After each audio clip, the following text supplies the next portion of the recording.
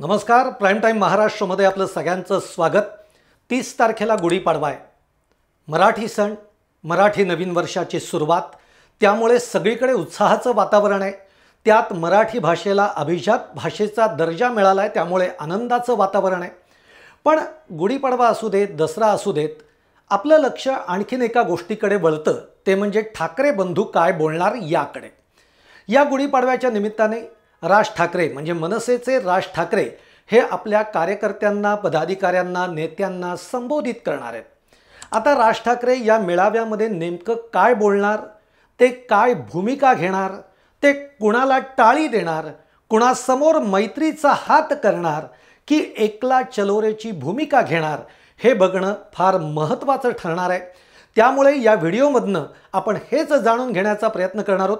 तुम्हाला जर का माझा व्हिडिओ आवडला तर तो लाईक करा, शेअर करा आणि आमच्या चॅनलला सबस्क्राईब करायला विसरू नका. तर मंडळी, 30 तारखेला गुढीपाडवा आहे आणि या निमित्ताने राज ठाकरे हे आपल्या पदाधिकाऱ्यांसमोर, नेत्यांसमोर मेळाव्यामध्ये आपली भूमिका जाहीर करणार आहेत किंवा ते काय बोलणार याकडे आता खरं तर सगळ्यांचं लक्ष लागलेलं आहे. कारण आता नुकतंच राज ठाकरेंनी मनसेमध्ये काही रचनात्मक बदल केलेले आहेत. आत्तापर्यंत मनसेमध्ये अशी पदं नव्हती. अशी पदं आता मनसेच्या एकूण सगळ्या कार्यकारिणीमध्ये आपल्याला बघायला मिळत आहेत. त्याच्यामध्ये मुंबई शहर अध्यक्ष असेल, उपाध्यक्ष असेल किंवा नवी मुंबई शहर अध्यक्ष असेल, अशा पद्धतीच्या काही नवीन रचना या मनसेमध्ये राज ठाकरेंनी तयार केलेल्या आहेत. याचाच अर्थ आता येणाऱ्या ज्या निवडणुका आहेत त्या महापालिकांच्या निवडणुका आहेत. जवळपास मुंबई महापालिका ही त्यातली सगळ्यात लक्षवेधी महापालिका ठरणार आहे, पुणे मुंबई. त्यामुळे या महापालिकेच्या निमित्ताने आता राज ठाकरेंनी कंबर कसलेली आहे. आपल्या कार्यकर्त्यांमध्ये जोमाने कामाला लागण्याचे संदेश त्यांनी दिलेले आहेत आणि या बदलामुळे कार्यकर्तेसुद्धा, पदाधिकारीसुद्धा, नेतेसुद्धा खूप उत्साहाने आता कामालाही लागलेले आहेत. आता हे सगळं एकीकडे असताना राज ठाकरे आता नेमकी कोणती भूमिका घेणार? कारण आपण लोकसभेपासून जर का राज ठाकरेंची भूमिका बघितल्या तर लोकसभेमध्ये राज ठाकरेंनी किंवा त्यांच्या मनसेनं भाजपाला बिनशर्त पाठिंबा दिलेला होता. त्याप्रमाणे विधानसभेला आपण बघितलं, राज ठाकरे महायुतीच्या बाजूनी राहिले. जरी त्यांनी स्वतंत्र निवडणुका लढवलेल्या असल्या तरी ते महायुतीच्या बाजूने राहिलेले. राज ठाकरेंनी वेगवेगळे प्रयोग केले. म्हणजे परिस्थितीनुसार राज ठाकरेंनी हे प्रयोग केल्याचं आपल्याला बघायला मिळतं. म्हणजे राज ठाकरेंनी महाविकास आघाडीबरोबर देखील जाण्याचा प्रयत्न केला. आत्ताच्या काळामध्ये भाजपसोबत जाण्याचा प्रयत्न केला. महायुतीबरोबर राज ठाकरे गेले. पण या सगळ्यातनं राज ठाकरेंना किंवा राज ठाकरेंच्या मनसेला काय मिळालं तर तसं फारसं पदरात पडलं नाही.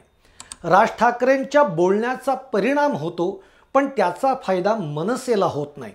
त्यामुळे यंदाच्या गुढीपाडव्याच्या या मेळाव्यामध्ये राज ठाकरे आता या येणाऱ्या महापालिका निवडणुकींच्या निमित्तानं नेमकी कोणती भूमिका घेत आहेत हे फार महत्त्वाचं आहे. हे केवळ आपल्यासाठी महत्त्वाचं नाही तर मनसेच्या दृष्टीनं खूप महत्त्वाचं आहे. कारण आता काहीही झालं तरी मनसेला स्वतःची एक जागा निर्माण करणं हे खूप गरजेचं आहे. पण आता या सगळ्या मधल्या काळामध्ये बरंचसं पाणी हे पुलाखालनं वाहून गेलेलं आहे. आता म्हणजे हे सगळे जेव्हा प्रयोग झाले तेव्हा राज ठाकरेंना एक गोष्ट मात्र पक्की कळलेली आहे की आपण या सगळ्यांना सोबत करून पाहिली पण कोणाचा आपल्याला फायदा झालेला नाही आहे.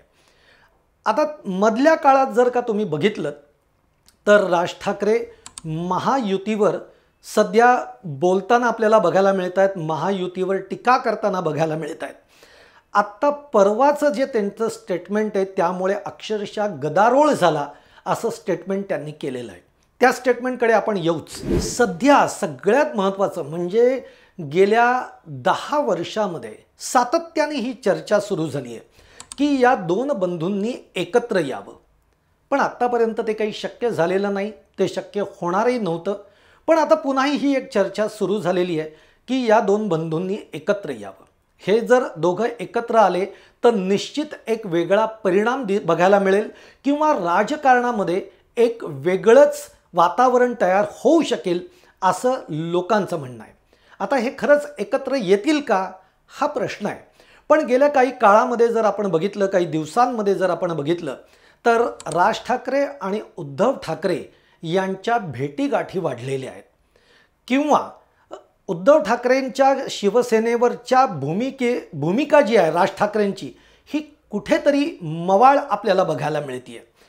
आत्ताच अनिल परब देखील म्हणालेले आहेत की राजकारणामध्ये कोणतीही गोष्ट शक्य आहे, पण तरी भेटीगाठी झाल्यामुळे हे दोन बंधू एकत्रच येतील असं म्हणणं चुकीचं आहे.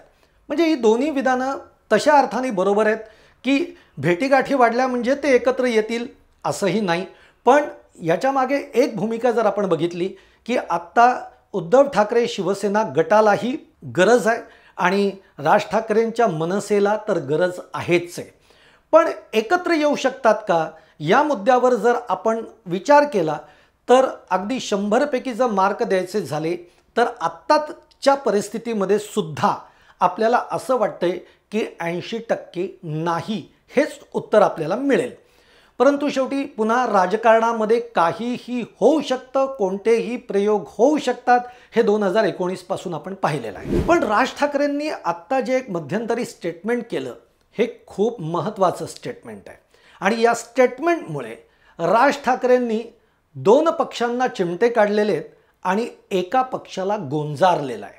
हे स्टेटमेंट काय आहे तर हे स्टेटमेंट म्हणजे आत्ता सध्या खोक्या प्रकरण महाराष्ट्रामध्ये खूप गाजत आहे, त्यामुळे राज ठाकरे असं म्हणाले, अरे त्या एका खोक्याकडे काय तुम्ही बघताय, विधान भवनामध्ये सभागृहामध्ये सगळे खोकेच तर बसलेले आहेत.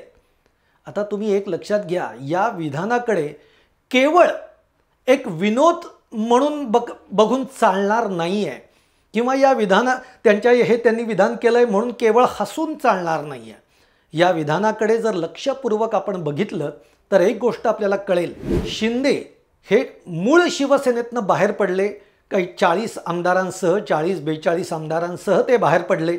शिवसेना फुटली तेव्हा उद्धव ठाकरेंच्या बरोबर जे लोक राहिली त्यांनी या सगळ्यांना 50 खोके एकदम ओके अशा घोषणा देऊन जवळपास वर्षभर अक्षरशः हैराण केलं होतं. म्हणजे आज गल्लीतला कुठलाही मुलगा सांगेल 50 खोके एकदम ओके म्हणजे काय, आणि हाच खोक्याचा संदर्भ हा तर राज ठाकरेंच्या या विधानामागे नाही ना. कारण राज ठाकरे म्हणालेत, अरे या एका खोक्याकडे काय बघताय, विधान भवनात तर अनेक खोके बसलेले आहेत. म्हणजेच या त्यांच्या विधानाने शिंदेंच्या शिवसेनेला त्यांनी जोरदार चपराक लगावलेली आहे. भाजपला चिमटा काढलाय, जोरात चिमटा काढलाय. मी तुम्हाला सांगतो, ठाकरे बंधूंची जी वक्तृत्वाची शैली आहे किंवा बोलण्याची शैली आहे, या शैलीतनं ते नर्म विनोद करतात, पण या नर्म विनोदातनं ते एखाद्याला जोरदार फटकारतात, जोरदार चिमटा काढतात किंवा जोरदार चापटीही लगावतात. तशातलाच काही हा प्रकार आहे का असं देखील आपल्याला या विधानाकडे बघावं लागणार आहे. त्यामुळे नेमके हे खोके कोण याचा शोध, थोडक्यात या विधानाचा अर्थ आपण आपल्या परीनं शोधण्याचा प्रयत्न केला आहे की याच्यातनं त्यांनी भाजप आणि शिंदे शिवसेना यांना चांगला जोरदार चिमटा काढला आहे. पण या खोक्यामुळे उद्धव ठाकरेंची जी शिवसेना आहे ही थोडीशी सुखावलेली आहे आणि म्हणून मी म्हटलं की राज ठाकरेंनी या एका विधानातनं एकाला गोंजारलं आहे तर दोघांना चिमटे काढले.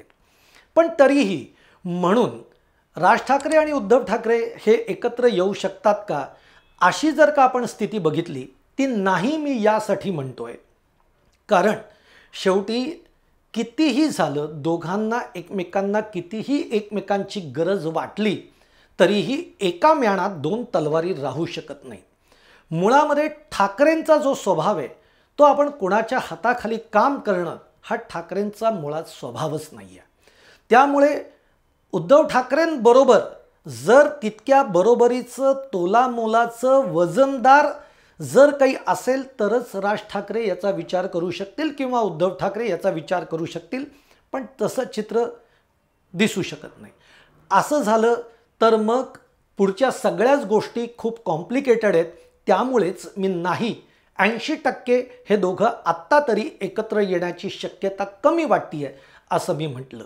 आणि त्यामुळेच आता येणाऱ्या गुढीपाडव्याला नेमकं राज ठाकरे काय भूमिका घेणार याकडे लक्ष यासाठी लागलंय, कारण या वेळेला शक्यता जास्त असं वाटतीये ती म्हणजे की राज ठाकरेंनी सगळे प्रयोग करून बघितलेत, पण आता राज ठाकरे असं ठरवतील की आपण एकटं चालायचं आहे, एकट्याच्या जोरावर एकट्याच्या ताकदीवर आपण आपले उमेदवार नगरसेवकपदी उभे करायचे आहेत आणि जास्तीत जास्त संख्येने आपले नगरसेवक निवडून आणायचे आहेत, म्हणजेच महापालिकेमध्ये कुणालाही सत्ता स्थापन करताना ज्याला आपण किंगमेकर कोण ठरू शकतं तर ती मनसे ठरू शकते, अशी एक परिस्थिती या महाराष्ट्रामध्ये निर्माण करायला पाहिजे आणि तेच जर केलं तरच मनसेची ताकद वाढणार आहे। आणि म्हणूनच आता येणाऱ्या गुढीपाडव्याला नेमकं ते आपले कार्यकर्त्यांना, पदाधिकाऱ्यांना, नेते मंडळींना